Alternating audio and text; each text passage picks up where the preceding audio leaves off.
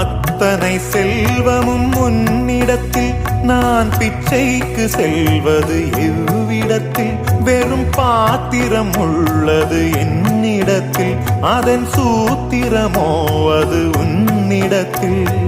ஒரு முறையா இருமுறையா பல முறை பல பிறப்பெடுக்க வைத்தாய்.